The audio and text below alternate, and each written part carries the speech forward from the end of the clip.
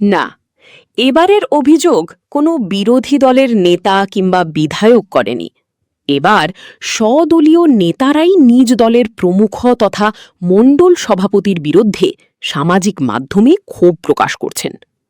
আমরা যার কথা বলছি তিনি অন্য কেউ নন, তিনি হলেন বামুটিয়ার প্রথম ভাইরাল নেতা তথা বামুটিয়ার মণ্ডল সভাপতি শিবেন্দ্র দাস, যে নাকি কিছুদিন পর অনৈতিক কার্যকলাপের জন্য স্বদলীয় এবং বিরোধী দলের আলোচনার শিকার হন। চলুন এবার মূল ঘটনায় যাওয়া যাক। বামুটিয়ার মণ্ডল সভাপতি একটি হোয়াটসঅ্যাপ গ্রুপ বানান, যার নাম বামুটিয়া হোল। সেই গ্রুপে বামুটিয়া এক যুব নেতা অভিজিৎ ঘোষ একটি মেসেজ দেন যে আগামীকাল এয়ারপোর্টে প্রাক্তন বিধায়ক কৃষ্ণধন দাস আসছেন, আমাদের সকলের এয়ারপোর্টে গিয়ে ওনাকে স্বাগত জানানো প্রয়োজন।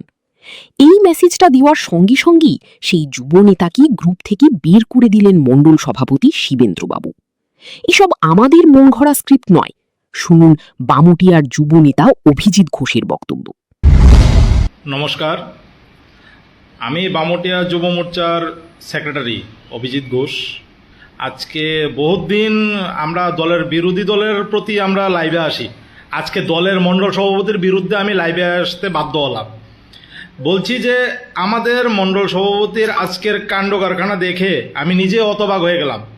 বামুটিয়া যুব মোর্চার পক্ষ থেকে আমাদের প্রাক্তন বিধায়ক কৃষ্ণধন দাসকে আগরতলায় স্বাগতম জানানোর জন্য একটি বার্তা দেওয়া হয় গ্রুপে। সেই বার্তাকে উনি দেখার সঙ্গে সঙ্গে আমাকে একটা হোয়াটসঅ্যাপ গ্রুপ থেকে উনি আমাকে রিমুভ করে দিলেন। রিমুভ করার সাথে সাথে আমি যখন ওনাকে কল করলাম, উনি বলছে দল বিরোধী আমি কাজ করেছি।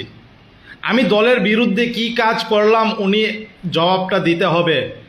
আমি আমাদের মাননীয় রাজ্য সভাপতি রাজীব ভট্টাচার্য এবং আমাদের মুখ্যমন্ত্রী প্রফেসর ডক্টর মানিক শাহ মহোদয়ের কাছে আমি আবেদন যে আমি কি ভুল করেছি, আমি যার জন্য বার্তা দিয়েছি, আমি কি সিপিএমের বিধায়কের প্রতি বার্তা দিয়েছি?